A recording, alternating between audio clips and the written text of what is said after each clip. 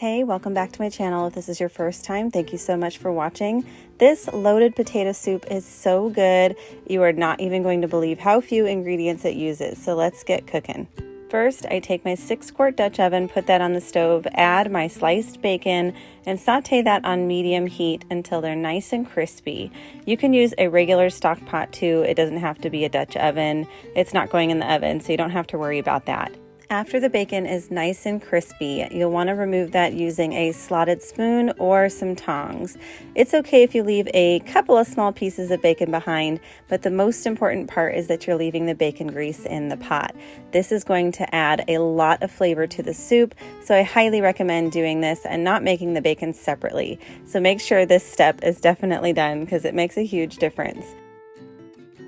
When you set this bacon aside, remember that you're going to be needing some for garnish later. So if you want, you can make a little bit extra at this point, or you can just set some aside. Now I'm adding about 3 tablespoons of butter and the diced onions.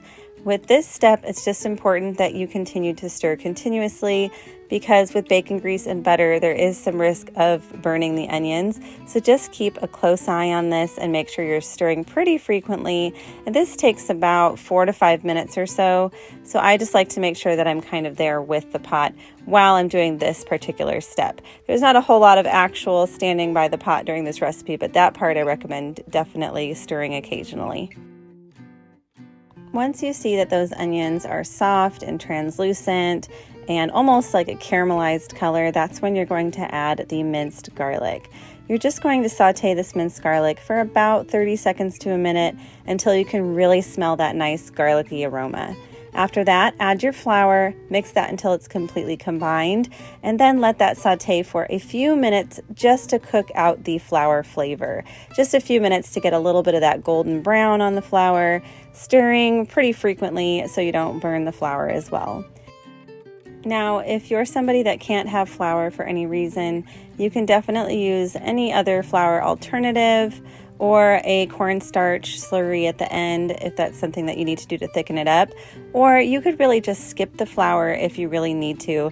It won't make a huge difference, just a little bit less thickness in the end soup.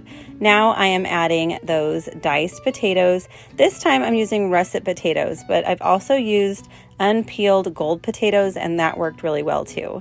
Adding my chicken stock, which is partially frozen by mistake, it doesn't have to be frozen, some milk, salt, pepper, and chili powder.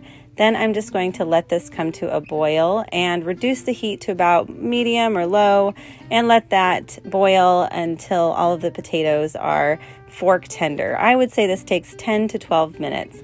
So just check it at about 10 minutes and see if you need to go a couple minutes more. When you poke them with a fork, they should almost fall apart. Give that a little bit of a stir to make sure nothing is sticking to the bottom. Then grab your hand blender. But if you don't have a hand blender, you can just use a regular blender to blend this, or even just a hand masher if that's all you have. It's not that big of a deal. The texture will still be really good. So if you have to mash it by hand, that's fine. I just prefer the nice smooth texture of it blended. If you're going to be using a large blender, just be very careful because it's very hot. Ladle about half the soup in the blender or blend half the soup with the hand blender. A couple of chunks of potatoes is definitely tasty, so you can leave that in. Now I'm actually adding Greek yogurt this time, but sour cream is usually what I use, but you can use either. Then add that bacon back and saute for about 10 minutes. And that's it. Add some cheese and bacon. Enjoy!